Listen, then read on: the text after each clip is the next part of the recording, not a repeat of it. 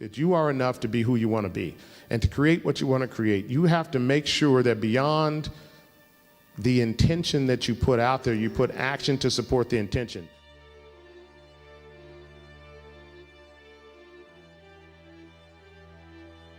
We don't have enough time to go through all the obstacles. All right. First of all, I'm happy that I'm here, and thank you for inviting me.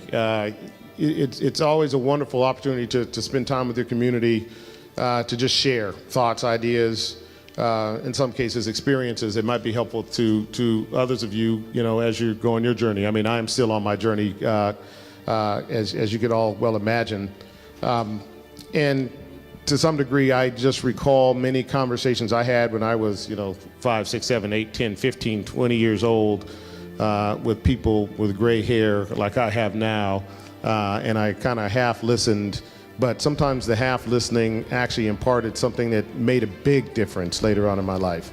And what I will try to do is spend some time today to give you a little bit of a recitation of the narrative of my life, and to how it has helped me become the person I am and the man I am, and how I think about it in creating an opportunity for my family and my community to enjoy the fruits of what America does provide. In spite of what I call the fractious nature of what we see today in America, it is still the greatest country in the world, quite frankly, for opportunity. And if you travel the world like I do, and I probably go to 40, 50 countries a year, you start to really understand that this is one of the few places where we have on-ramps to opportunity that other places don't. And in some cases, we don't see those on-ramps as prevalent in our communities. And so part of what our role here is to force those on-ramps to emerge, and create them when we can, and demand them when they are withheld. And so part of what the elders of this community have to do is make sure that they are never silent in demanding those on-ramps. And part of you as youth have to understand is when those on-ramps become present, to take advantage of every step along the way, because there has been a lot of blood, sweat, tears, and literal blood, to put those on-ramps and make them available for you to launch into what is the greatest economic opportunity on the planet, which is in America. So part of what I'd like to do here today is go through a little bit of a narrative, talk a little bit about how I think about things, and frankly really just want to answer questions. I think that is what's going to be most helpful. The youth today, you have to remember, I still kind of think of myself as 17 years old. And those who are young are like, what are you talking about? But those of you who are my age say, yeah, I feel exactly the same way. In seeing that there's so much ahead of us and so much opportunity, but part of that is to also think about where you are in the present and what steps you need to take to get to where you want to go. And I am constantly moving forward on that.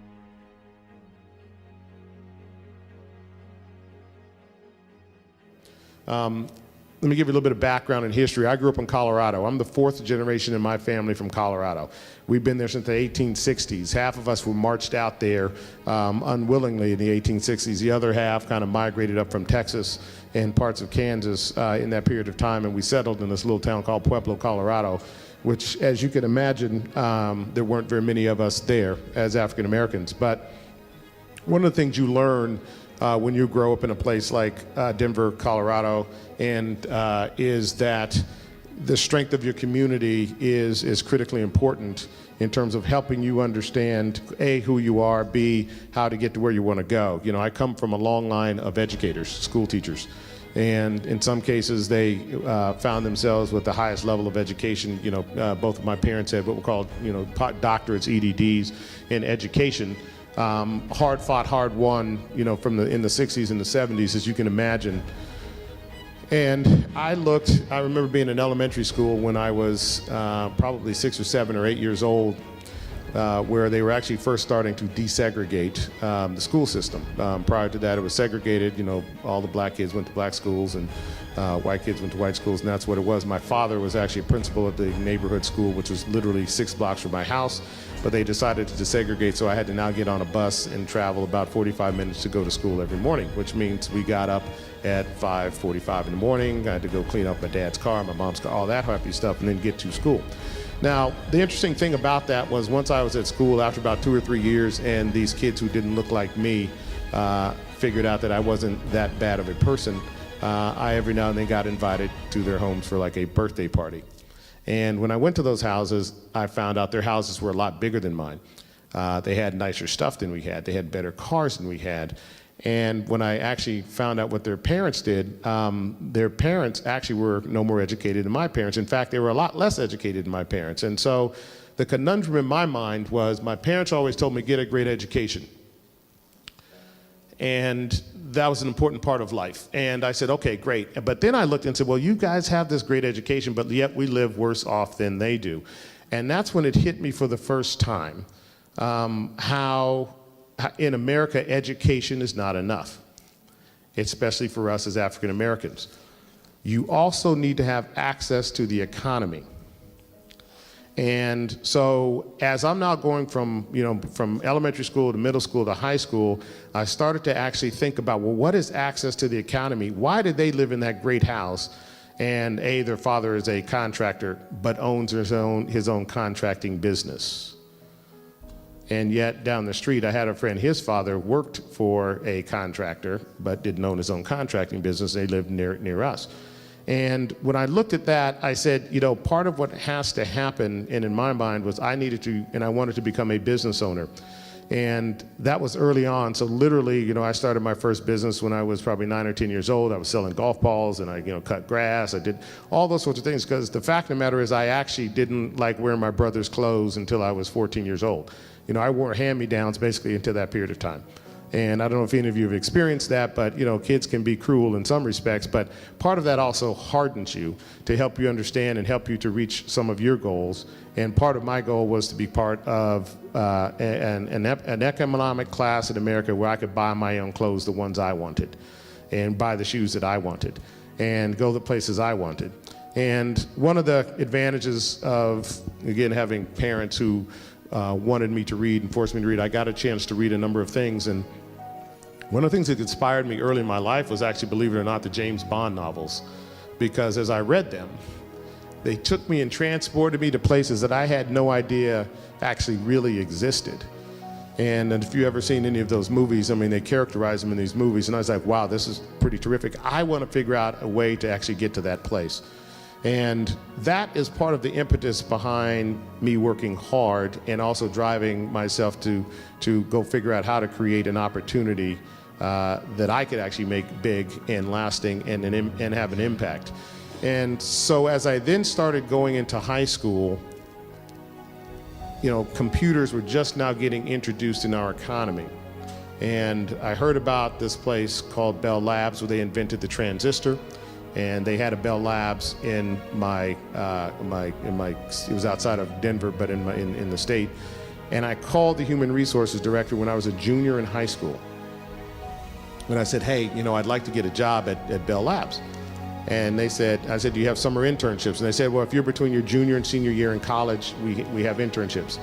And I said, that's fantastic. I'm a junior in high school. I'm taking AP classes. I'm getting all A's in them. It's just like being in college. And the woman said, no, it isn't.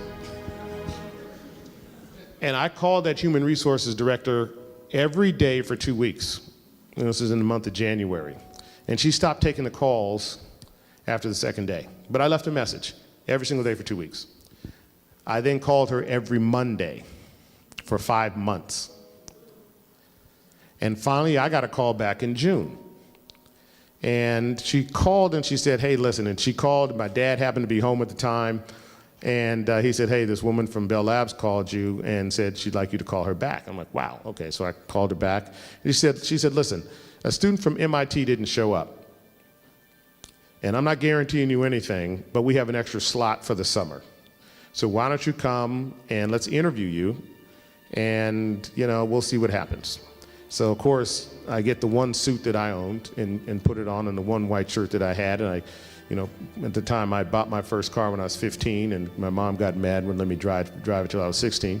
But, got that thing working, put $2 of gas in, which gas was probably 40 cents a gallon then, and drove to Bell Labs and got a job at Bell Labs when I was 17 years old. And then the world just opened up for me.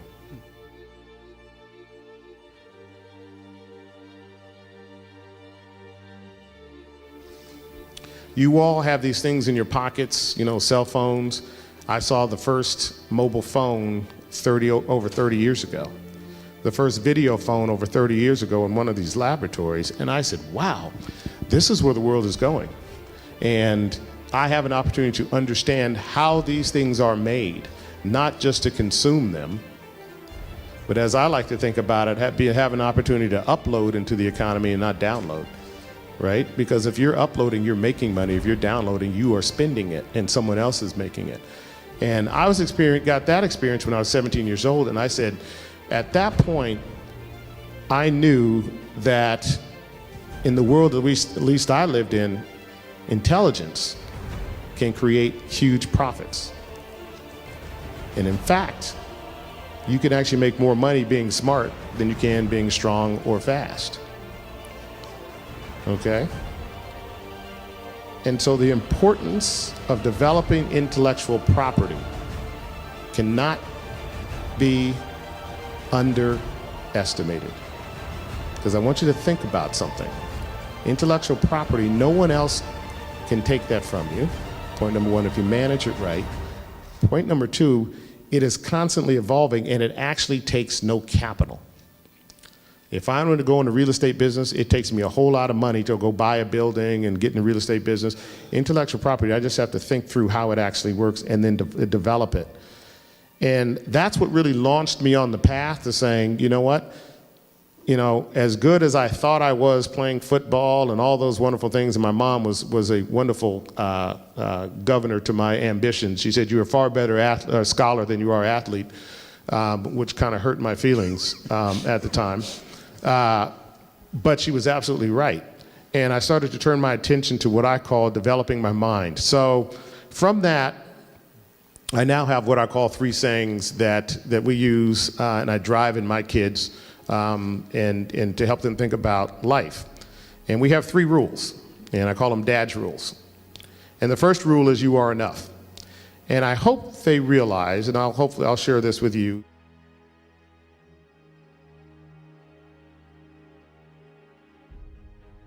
that you are enough to be who you want to be. And to create what you want to create, you have to make sure that beyond the intention that you put out there, you put action to support the intention.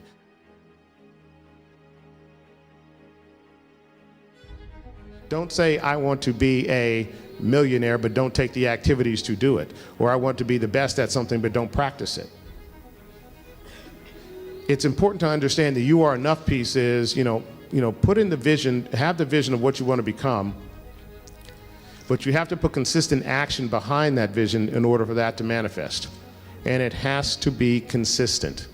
I had the good fortune, I was invited here by one of my fraternity brothers, Louis Tobias, and I remember many a day, Louis and I, Friday night, we're going to go to the party, and we went to the party, and we finished at the party at 2:30, and 3 o'clock, we were back studying so that we could do well on an exam on Monday. It is the importance of knowing that it's your own intention and your power and your actions that can actually lead to, the outcome that is good, that you want to have manifest. The second rule that we call Dad's rules is discover the joy of figuring things out. In this world, and the importance of actually, going through the process of understanding what the problem is and then figuring it out yourself. And every now and then you need some help, that's fine. But if you get too much help, you never figure out how to do things. And you don't develop the grit. And some of the older folks in this audience are shaking their heads. Yeah, you gotta have grit. And grit means getting turned away from things 14, 15 times, calling someone every 2 weeks, every day for 5 months, and then finally it materializing in something that you want. And discovering the joy of figuring things out means, fight through those problems. Understand and learn how you address those problems and come up with the answers to those problems in a solution that is uniquely yours. That's an important part of growing up and solving problems, because if you can't solve easy problems now, you will not be able to solve difficult problems later. And the last thing is love is all that matters. You need to make sure that you love yourself, your family, and those in your community, but you cannot let that love hold you back. But you have to let that love empower you. And so those are kind of the three lessons that I want to impart.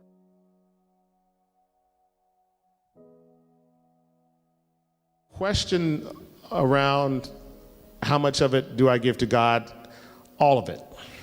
Because here's what you have to understand, and what I understood early on in life was, when I really think about and talk about the manifestation of my life, it's a manifestation of prayer. Okay? I put deep prayer in every single moment of every day about what I want to manifest in my life. And that has been my journey for over 30 years. I learned something many, many years ago, that if you actually create an idea in your mind, speak that idea, okay, into the universe, into God's ear, and make sure that your actions are consistent with that idea, it manifests. Now, sometimes it doesn't necessarily manifest in the form that you think you want it, but it often manifests in a form that's better than what you ever imagined. You have to be open to recognizing it, okay? That is an important part of understanding, what God's power and what God's love is. In terms of tithing, I probably this year, just to give you an example, have, between me and the foundation that I'm president of, have donated well over $150 million to our community. From the United Negro College Fund, STEM programs, Cornell University, Susan G. Komen. These are, for African American, for breast cancer. These are an important part of, frankly, what has made me successful. Is every year, and if you ever go on my website, I'm probably one of the only private equity firms in the world that actually has a communities page on our website, where I demonstrate to not only my partners in my organization, but everyone, the importance of giving back to your community. You have to create on-ramps. Tithing isn't just money, but it is money. Tithing is time, it's energy, it's attention. One of the recent ties that my wife and I now have is with aging out foster care kids. So when you turn 18, or when you graduate from high school, believe it or not, you're kicked out of the foster care system. And during Christmas, they don't have a place to go. So now we've opened up our ranch, and this past winter we had 10, and we're going to ramp up to 50, that this is where they now spend Christmas. Because, the dorm shut down, they have nowhere to stay. So as you all think about tithing, you have to think about the resources that you have. Sometimes you may not have money to tithe, but you may have an extra bedroom over Christmas that a foster care child can sleep in and not have to go to a homeless shelter, or be subjected to the abuses that happen when you are working to go through college and have nowhere to stay. Only 3% of the foster care kids actually graduate from college, and most of them is because they end up with no infrastructure beyond what I'll call the schools. Most states pay for their college, but they don't pay for their housing. They don't pay for places in the state when the dorms are closed down. So think about tithing in a very broad sense, but also think about it very specifically in dollars and cents.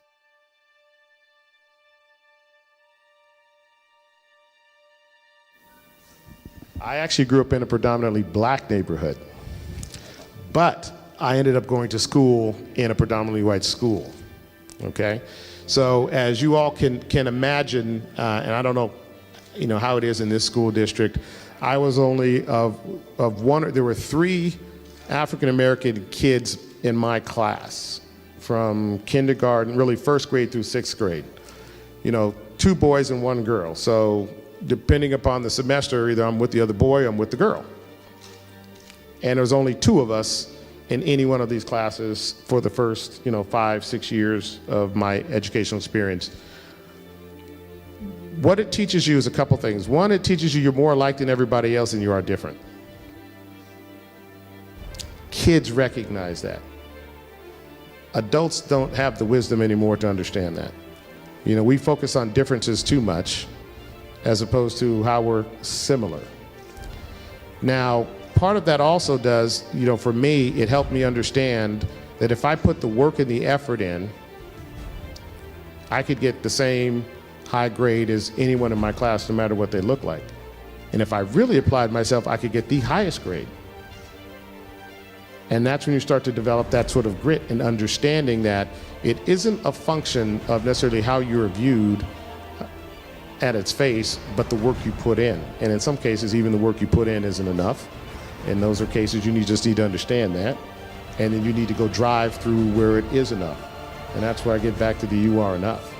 Okay, it's an important part of growing up is to face those obstacles and deal with them and realize not only can you be among the best, but you can be the best. But you have to set it in your mind to do so and put that time and energy and effort in to do that. Yeah, that's a good and a tough question. What I did differently, there's a couple things that I did differently. One of the first things was when I looked at building my company, I decided that I wanted it to be a global business. And when I say that, you have to now think about an infrastructure that's different for a global business and a local business. And I said, okay, one of the first things I said, look, I want to, my goal was to be the best investor of my generation.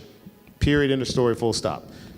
Okay, what does that entail? Well, that entails actually having higher returns with the lowest loss ratio. And so now I needed to figure out a system that accomplished that. So beyond just the desire to hit that goal, it was now I had to put deep thinking into the system that would accomplish that. I spent over a year and a half before I stood up my company working on the architecture of that system.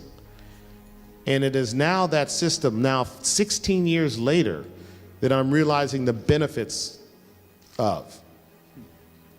So, look, this doesn't happen quick. And if you want it to last, you have to build pillars on which you can put your business and make it last. A lot of people try to make, call it get rich quick, but you want to be, you want to get rich for a long time is really what your goal is.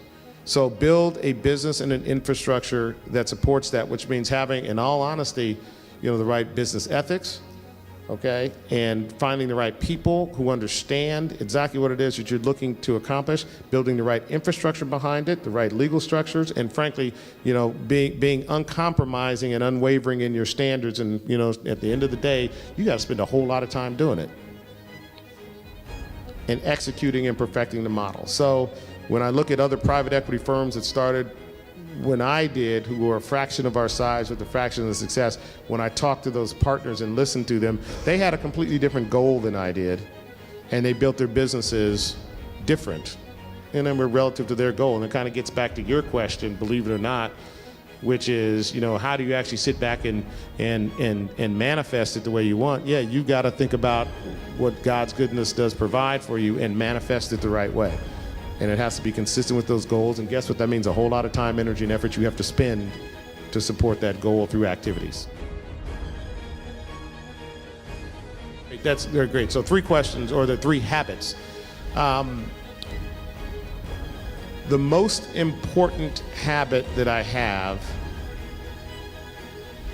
is to think deeply about what it is I want to accomplish and speak that clearly into the universe. You have to do that in a way, frankly, that doesn't prohibit outcomes that you may not like, but may be better for you. And I'll give you an example. I remember there was one investor who I just wanted them to be an investor in my fund because everyone told me they were great and they were big and all that sort of thing. And ultimately turned me down, and they still have turned me down to this day. It's kind of interesting. Now they're coming back and saying, we really want to be big in your fund. But those who actually, took money from that investor ran into problems for the next 3 years because they actually had problems in the way they did things, right? And so following what I'll call the instinct of knowing God gave me what I needed at the time that I needed it, and what I didn't need was them as an investor because they probably would have caused me problems, okay, for decades to come. So the first one is think clearly, speak it into the universe, and be willing to accept the outcome in the form that it manifests as opposed to trying to shape it. So that's kind of the first thing. The second thing is be willing to do everything in your organization that everyone else does. Like I said, look, I'll serve, I literally do sometimes come in, I'll serve coffee to people or we'll sweep, whatever. It doesn't matter to me. And I tease everyone in my company, like I'm better at every one of their jobs than they are. and I should be. And there is nothing beneath you nor nothing above you in that context, if it is your business and you're building that business. So the second thing is, be willing to do what it takes in your business to be successful, of course, in the guidance of what it is your moral center around what you want to do. And I think the third thing, quite frankly, is, and I laugh a little bit because I'm trying not to do this so much, is get up early. I always get up early. I'm up at 4:35, 5:30 in the morning. I'm trying to stay in bed till 7. That's really hard. But those are golden hours to think clearly, where you're not bombarded by, I'll call it the impact of the day. You wake up in the morning, for me, I've got, 95 emails and, 15 voicemails and messages and all that sort of stuff. And that can actually get you distracted. So in the mornings, it's a golden time to actually, think about what it is that you want to accomplish to support, number one on the list, and what activities you need to do consistent with that. So those are the 3 habits I think that I've continued all my life. So if you think about it, America, to be frank with you, only has 6 real imports, and they're all intellectual property based, right? If you think about it as technology, it's our software, it's our legal system, it's our banking system, it's entertainment. Okay, movies and all that's all into, pharmaceutical development, and that's kind of about it, right? Those are the only real exports we have of mass that make any money that are imports. So intellectual property at the end of the day is really an idea that manifests itself in a business form or construct. Okay, driving in today, we're driving in from the airport, intellectual property may be, okay, I see a number of houses here that can be, renovated. How do I bring capital? The intellectual property might be, can I develop some software app that that matches up people who want to develop houses and people who have money to develop them, right? And houses that are available. So it's any idea that you have that you can manifest in the construct of a business, and how you protect it, quite frankly, is develop it. Point number one, and not to hit the lawyers out here, but you typically have to find some legal help to figure out how you actually make sure that it's A, unique, A, it is different, and B, protectable. Some ideas may not be protectable. So then you just got to, what I call, run fast and do it better than anybody else. Some things are protectable, so you need to make sure you get the right sort of legal protections. But if you don't commercialize them, I don't care how great an idea is, it's not worth it. Outside of you saying the pride if I had it. I tell people, I missed out on my first $1 billion when I was 11 years old, because my brother and I, we lived across the street from the golf course, and it was a city golf course, and everybody used to hit golf balls into our yard. And so we'd pick them up, and then we'd go sell them, and that's how we learned to play golf too. But on the off hours. But we play golf at night, after the last golfer gone on. So it was dusk, 4 o'clock, 5, 6 o'clock, and you couldn't see the ball. So what we started doing is we took them and we started dipping them in fluorescent paint, and we played with these fluorescent paint balls, right? Well, if anybody here has ever seen, that is a multi-billion-dollar industry now. These glowing, these yellow and pink golf balls. We had that idea 40-something years ago. And frankly, we should have manifested there and, created a business around it. And I'm sure one of the golf balls we sold to the golfers that was pink, and somebody said, oh man, we should make this. And they probably made a fortune off of it. But the whole point is, although it was a great idea, we didn't commercialize it at the time. And we missed out on it. But I tease my brother all the time and say, man, you missed out on it. But, part of intellectual property is you have to commercialize it one way or another. That's a great question. I actually speak about this a lot, and I just actually gave a talk to about 1,200 people on this a couple days ago. And I want you all to really listen to this, because this is important.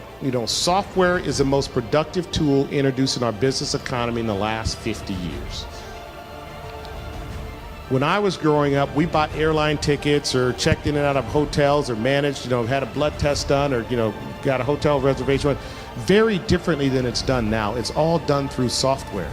And if you are under the age of, frankly, 25, you should be trying to figure out how to learn how to code and how to write code and understand code. And it could be anything from, How do you program, software to keep a power grid stable to run a restaurant better? It is permeating every dimension of our economy, and it is the on-ramp to the economy today. And it's fun. I've got my son and my nephew here, and this past year, we built a computer together for my son, and part of it was, we can buy him a computer. I can actually afford one of those, but the point is, it's important for him to build it and learn about it, and I'm hopeful that he starts to embrace what I call learning how to program. So the reason I moved into software is because A, it's the most productive tool introduced in business economy. Believe it or not, you don't need a lot of money to develop software. If I wanted to go buy a house and develop real estate, I got to have money to go buy a house. If I want to write software code, believe it or not, the computing power is actually available free on the internet. You just got to dial into it and use that computing power to build the products and goods and services that you think, can actually be commercially viable, and then find buyers for it. It is one of the few businesses that doesn't require a lot of capital, and you can become wildly rich. What's this thing called Facebook? What did he use to develop that? A PC. Think about this. This guy's now worth, 15, 18, 20 billion dollars. And he started with a PC, and you can argue his idea, some other guy's idea, whatever, but developed it, sold it into a community. It was effective. Fast forward 18 years, this guy's worth $20 billion. There is no reason why anyone in here couldn't do that same thing outside of your desire to do it. It's actually not that hard once you learn how to do it. And I'd encourage you all to embrace that on-ramp of software and technology so that hopefully one day you're coming to me saying, you know what, Mr. Smith, I want you to buy my company for $800 million. And I look at it and say, man, it's going to be worth $2 billion to me, and I'm going to offer you 800 because I'm going to make the billion too, okay? But that's what I hope happens. And so, with that, that's why I went into the software business. So the key to this is, again, deciding and having a goal, and then putting some what I call concrete intentions behind that goal. I decided I wanted to be the best investor of my generation. Point number one, okay? Point number two, and like I said, you got to speak that very clearly into the universe. You got to speak that into God's ear and say, here's what I want to do. And then you have to listen to what it is you have to do in order to make that happen. And so a big part of that is, for me, and I knew the intention was very clear for me, I had to go to school. I had to go to the best school I could get into. You all should be demanding from your parents to get into the best, to go to the best schools available. I don't care where they are. If you got to go away to school, then you figure it out, and with your parents, you figure it out. And you parents, quite frankly, you need to demand that the best schools are available to your kids. Because if you don't have that basic level of I'll call it bedrock, then it makes it much more difficult. And I'm not saying you can't, but it makes it much more difficult to get to where you're going. So that was important to me. So I picked up and left Denver, Colorado, and went to Ithaca, New York, because that's where they had the best education that was available to me. And then from there, listened to what the universe was telling me and what God was telling me where I needed to go and how hard I needed to work and what I needed to accomplish in terms of my grades and the internships and the experiences, and frankly demonstrate that I was ready to receive the gifts. All those are important parts of it. First thing is set the goal. Second thing is you got to speak it. And the third thing, you got to make sure all your actions are consistent. You can't say you want that goal and then your actions are inconsistent. You have to be very consistent with your activities. I don't want to speak what they say, but you all know, unfortunately, we have in our community gotten into a bad habit of tearing each other down. It is a horrible thing. It is a horrible habit. And it is one we cannot continue, and you have to stop it every time you see it. I've been called every name under the sun, as you can imagine, okay? And as I tell people, I've been called worse things by better people than the person calling me that, right? So, to a great extent, you cannot listen to that. Your generation is more concerned with likes. You care what people think about you. And listen, we all care what people think about us on the one hand, but you also have to care what you think about yourself. That gets back into you are enough, okay? And you got to say, you know what? First of all, don't listen to what they have to say. That's point number one. Point number two, focus on what it is that you want to accomplish and what you have to do. Look, you know, in school, you know, you'll be, back in the, been called everything, right? You know, from four eyes. Who cares? What matters is you become the person you want to be. And you do the things that are important for you to become that. And you demand the respect of who you are. You got to demand that yourself. And I don't care if they're old or young, whatever. You demand that they respect you for who you are and the choices you make. But be consistent in those actions. Okay, did you ask that question or did your mom make you come up and ask that question? My mom. I could tell you she was full. Get up there. So the short answer is my mom used to make me come up and ask those questions too, which answers the question. That was my biggest supporter. She did force me to do things I didn't want to do, and I had all manner of names in my mind because if I said it to him, I was going to get smacked. But I will tell you, it was, you know, her forcing me, her encouragement, my dad's encouragement that made me know that I could be what I wanted to become. And those are important things. And sometimes, you know, your parents get on your nerves, okay, on your last nerve. But I'll tell you, they love you. They mean well for you.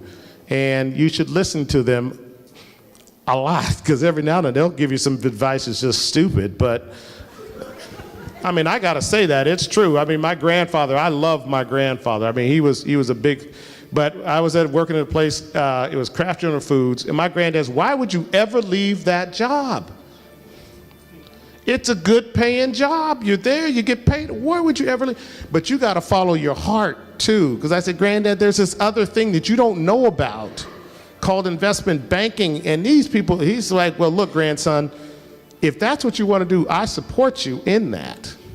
But if I'd taken his initial advice, I'd still be sitting at Kraft General Foods. Okay, so there's a fine line. You listen to them, they're great supporters, but part of the support is you got to get your courage from knowing that you know what you want to accomplish, and don't be afraid to do it. But every time your mom tells you to come up to the mic, you come up to the mic, okay? Yeah, I mean, that's a great question. Politics is tough, man, but I got to tell you, you can do it. Because you look at some of these fools out here now doing it, right? But in all honesty, a good part of you achieving your goal is speaking it, okay? And then making sure your actions are consistent. Figure out what makes successful politicians. And then you figure out what you need to do in order to support that goal. And part of it might be, you know what, you may need to get some business experience, you may need to get some political experience, you may need to, and all those things are important, but literally sit back and understand what it takes. And then make sure that your actions over the next 15, 20 years support that. And don't waver from that if that's truly one of your, truly your goal in life. That's an important part of reaching and attaining your goals. And good luck to you, and I will vote for you. I guess one of the most successful things I've done in life is get my son to take a shower today. No, I'm teasing you, Max. No, my son, who is sitting here, is a straight A student. His older sister is a straight A student. Their older sister is a straight A student, with exception she now got she's first semester at NYU, got a 3.4, so we had a little conversation about that. And my nephew, their older cousin, is now just getting back into MIT studying engineering.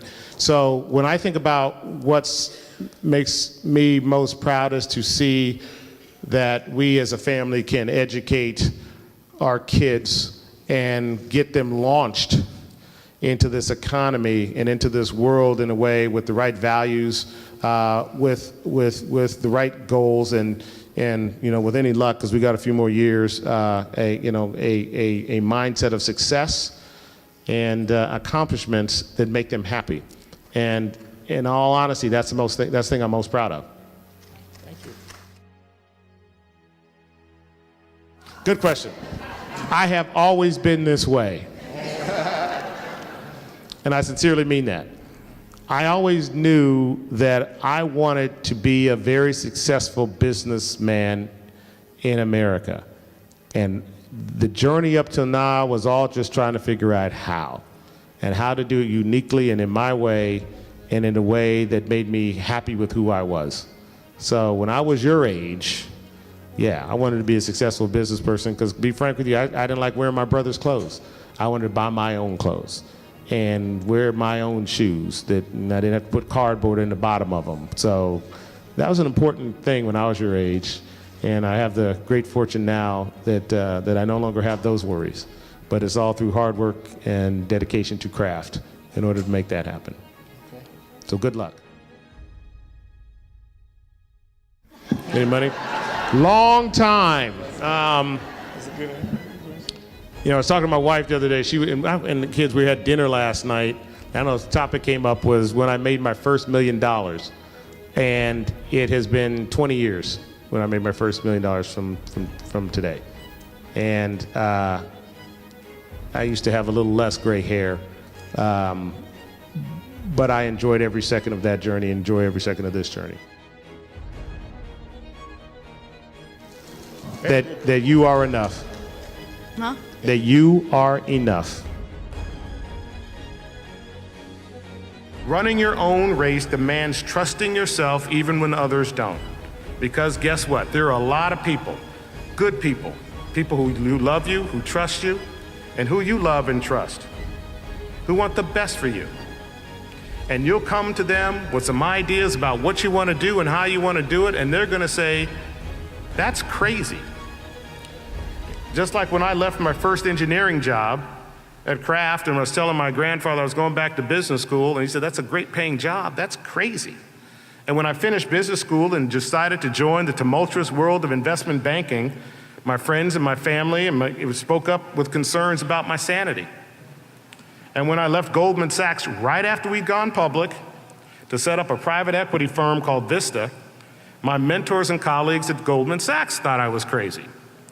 And to top it all off, when I told them I'm going to start a firm, we're going to focus on enterprise software and not be diversified like all other private equity firms, I was going to hire a team of smart, young, talented people who'd never done this before. Everyone knew I was certifiable. And I did this, of course, in the spring of 2000, about 2 months before the entire tech bubble crashed. Well, all I can tell you is I've never been mad at these folks. In fact, I'm grateful for their advice and their concern. Because in their caution, I found my courage.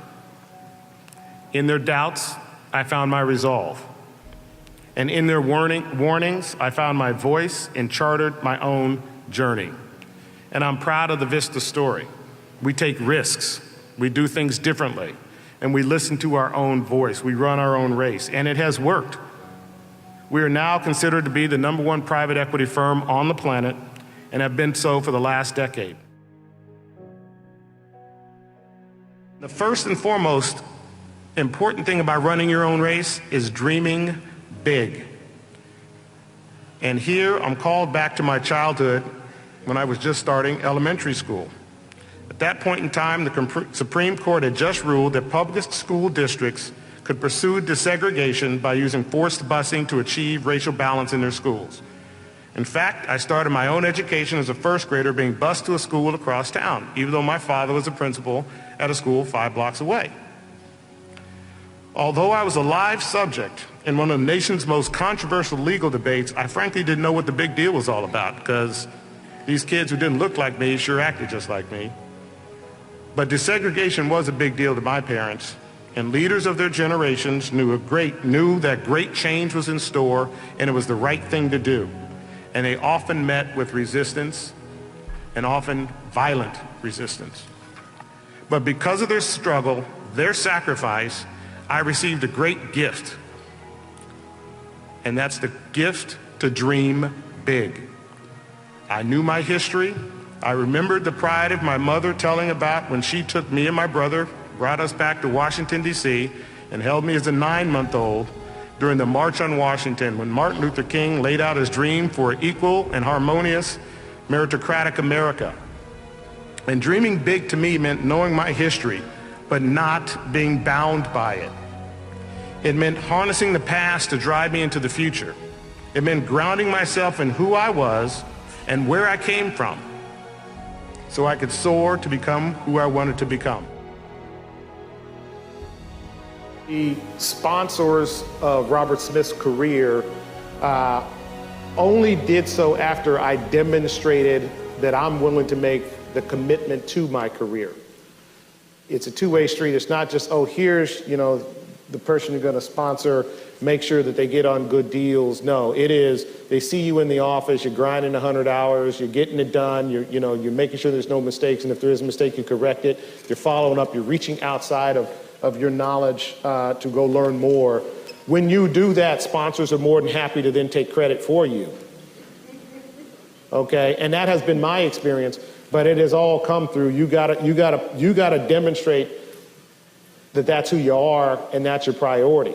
If it's Friday night and it's 5 o'clock, your sponsor seeing you leaving because you got, happy hour with your boys, well, guess what? And they're there. You got to be conscious of that sort of stuff. Okay? I like when they come back in on Saturday because they did come back in. I'm wearing the same thing I wore Friday night, right? Okay, this guy's dedicated to his craft. And so when this deal happens, they're happy to stand up in front of the managing principal of the firm at that time to say, hey, Robert did this work. You see what I mean? So it's a two-way street. And sponsors, again, I have the opportunity, and I do in my firm, and build and develop people. But when we do our reviews, part of what we're looking at, do you have that kind of grit? Are you dedicated to this craft? This is not a lifestyle business. And if you want to make it a lifestyle business, this is the wrong business to be in. Okay? So that's, in the world I live in, that's something we think about and we talk about in that context. That's just the nature of it.